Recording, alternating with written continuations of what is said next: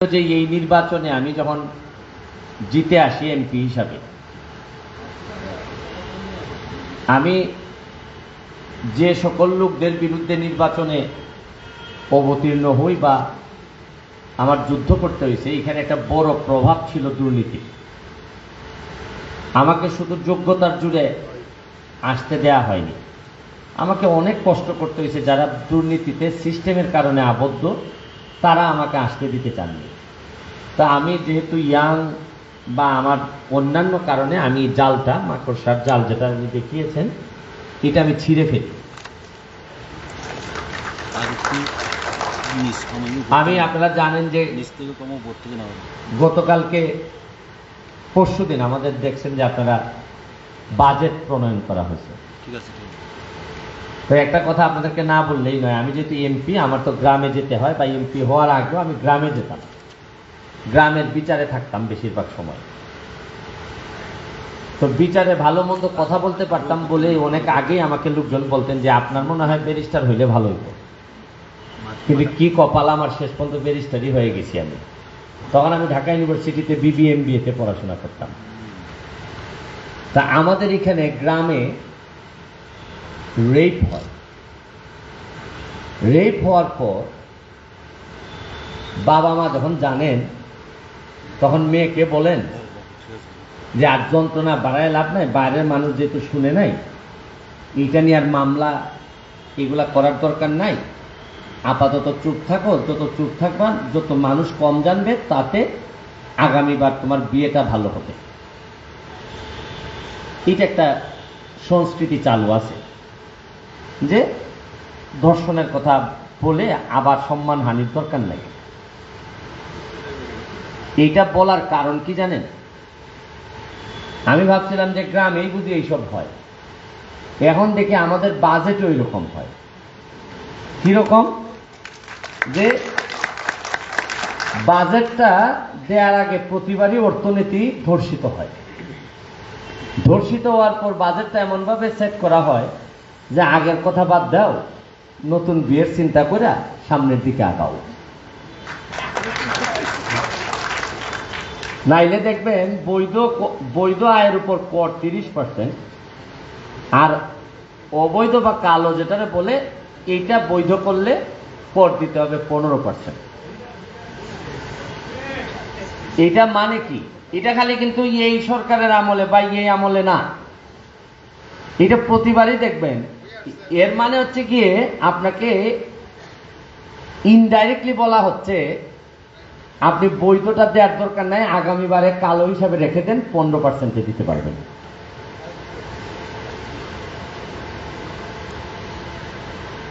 তো এখন এই রকম জায়গায় আমি যখন থাকি, আমার তো সমস্যা হচ্ছে গিয়ে যে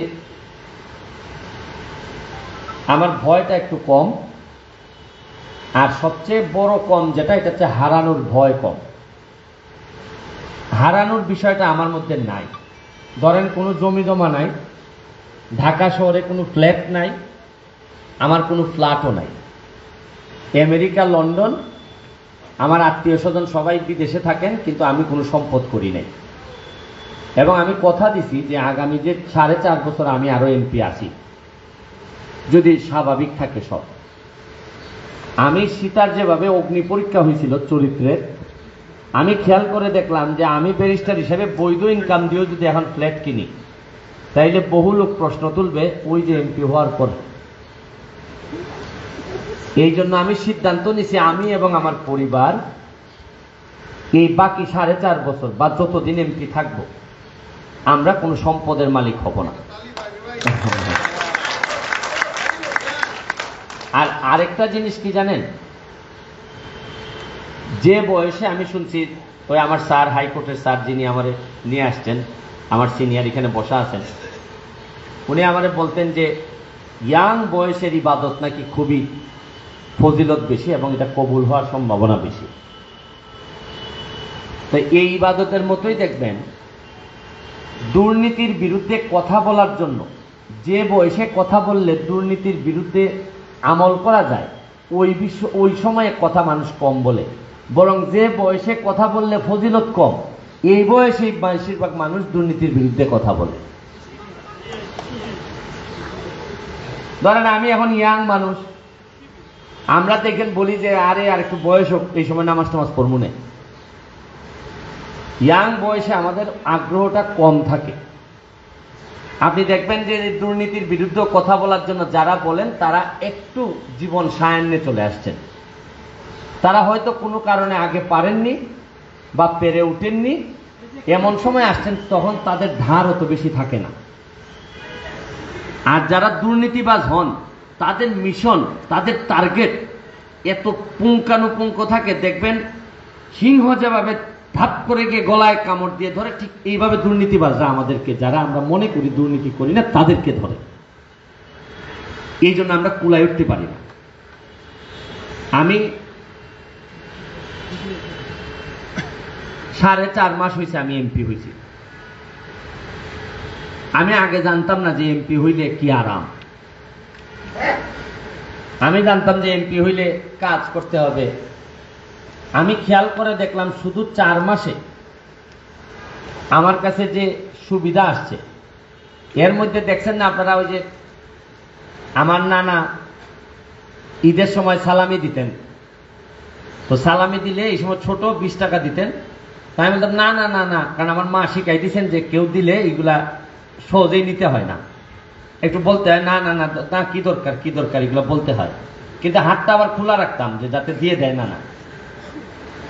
তো আমি এই 4.5 মাসে ওই আমার নানার কাছ থেকে যেভাবে আমি সালামি নিতাম, কতটা শক্তিশালী করা হয়েছে এমপিদেরকে, যে ঠিক যদি হাতটা আমি খোলা রাখতাম তাহলে প্রায় 5 কোটি টাকার মতো পাইতাম। এটা কিন্তু সালামির কথা বলতেছি, দূর করে নেয়া না কিন্তু। আর যদি জোর করতাম নানারে, তাহলে তো নানার সম্পত্তি নিতে পারতাম। আমি আশা করি আপনাদেরকে বোঝাইতে পারতেছি যে আসলে নানারে জোরাজুরি করলে কতটুকু পাইতাম। তো আমার এলাকায় যেহেতু আমি এই নানার কাছ থেকে নেই না সালামি, মাত্র 4.5 মাসেই একটা ব্যাপক ডেভেলপমেন্ট ধরা দিছে। আপনি আমার আর 1 বছর পর যদি আমার এলাকায় যান, হয়তো আপনি এই মাধবপুর সোনারঘাটে যদি যান, অনেকটুকু চিনতে পারবেন না। আমার একটা চ্যালেঞ্জ আছে যে আপনি আমার এলাকায় গেলে কিছুটা সন্দেহ করবেন যে এটা কি আছে, বাংলাদেশে আছে কিনা। এটা এইরকম একটা চিন্তা ভাবনা আমার মধ্যে আছে। আমি আপনাদেরকে সন্তুষ্ট করতে চাই, স্যাটিসফাই করতে চাই এবং প্রমাণ করতে চাই যে দুর্নীতির ঊর্ধ্বে উঠে সততার জায়গাটুকু যদি রাখা যায়, আর ঘাম দিয়ে যদি ভেজার অভ্যাস থাকে, প্রবণতা থাকে, তাইলে একটা এলাকার ইতিহাস বদলাই দেয়া যায়। আপনি জানেন যে টাকা পাচার করে যারা, তারা কিন্তু দেখবেন টাকাটারে সুন্দরভাবে পাচার করে তার ছেলে মেয়েদের জন্য, কিন্তু শেষ পর্যন্ত কিন্তু ওই ছেলে মেয়েগুলো পাচার হয়ে যায়, কারণ বেশি দিন আর ওই বাপের থাকে না। কিন্তু আমি অনেকের বিরুদ্ধে লাইভ করছি, বড় বড় মানুষের ছেলে মেয়েদের বিরুদ্ধে দুর্নীতির অভিযোগে। পরে শুনলাম যে আপনার ওই ছেলে মেয়েও বাবাকে ছেড়ে দিছে, যেভাবে উনি আমাদের টাকা দেশ থেকে নিয়ে গেছিলেন। আমি আন্তর্জাতিক অপরাধ ট্রাইব্যুনালে থাকাকালীন সময় একজন লোক আমারে বলছিলেন যে বাবা রে, আমি যে ইনকাম করতেছি, আমি মারা গেলে এই ইনকামের জন্য যা পাপ করছিলাম সব পাপ আমার সাথে যাবে, কিন্তু সম্পদগুলো চলে যাবে সব ছেলে মেয়েদের জন্য।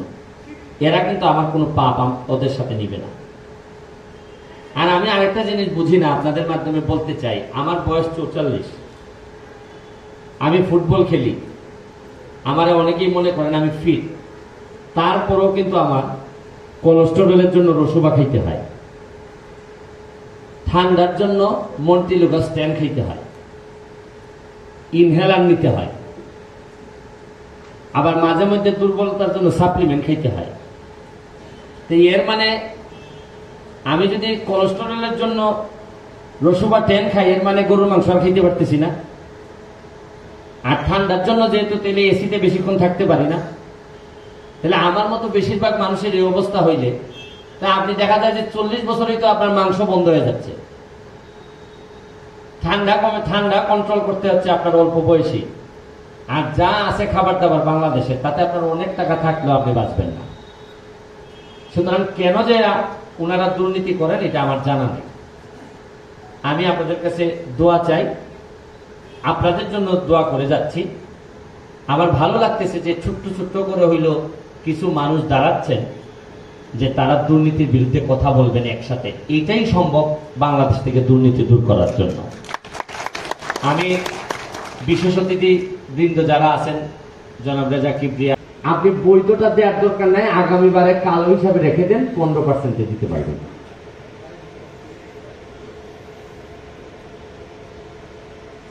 তো এখন এই রকম জায়গায় আমি যখন থাকি, আমার তো সমস্যা হচ্ছে গিয়ে যে আমার ভয়টা একটু কম, আর সবচেয়ে বড় কম যেটা, এটা হচ্ছে হারানোর ভয় কম। হারানোর বিষয়টা আমার মধ্যে নাই।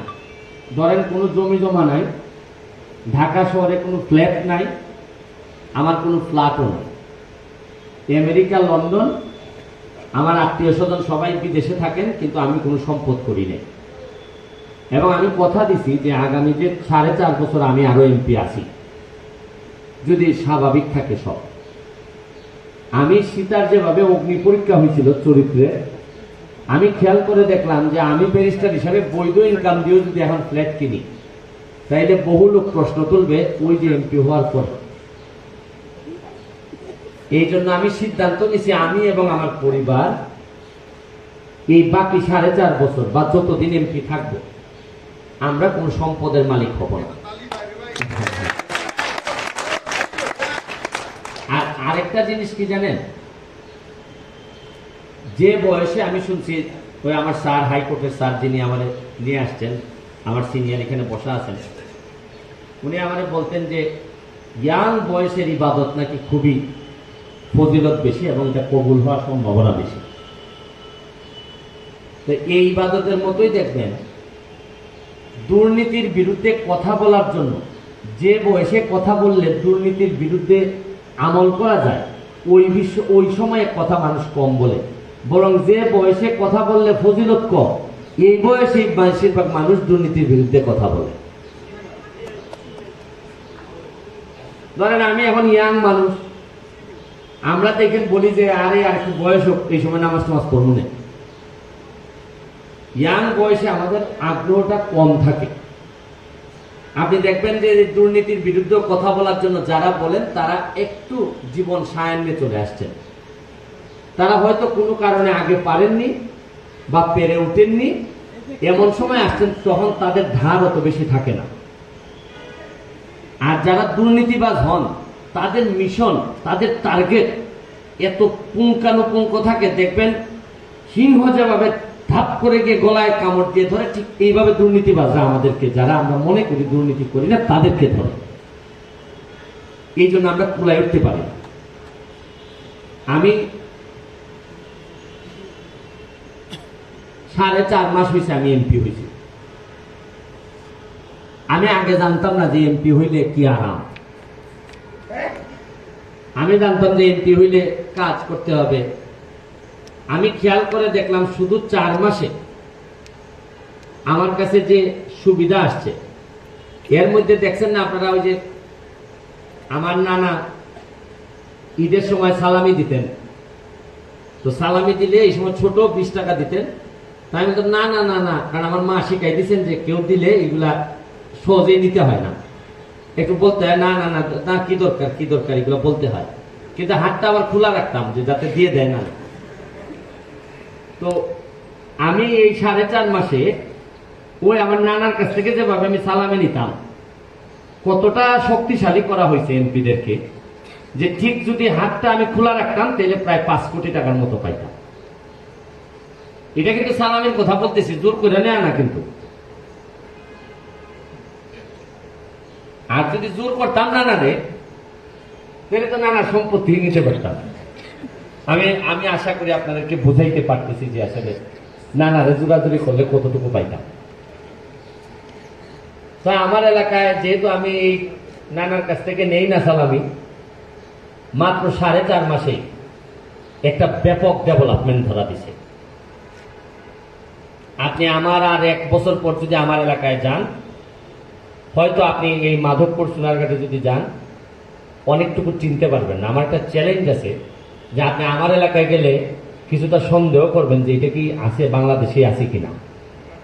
এটা এইরকম একটা চিন্তা ভাবনা আমার মধ্যে আছে। আমি আপনাদেরকে সন্তুষ্ট করতে চাই, স্যাটিসফাই করতে চাই এবং প্রমাণ করতে চাই যে দুর্নীতির ঊর্ধ্বে উঠে সততার জায়গাটুকু যদি রাখা যায়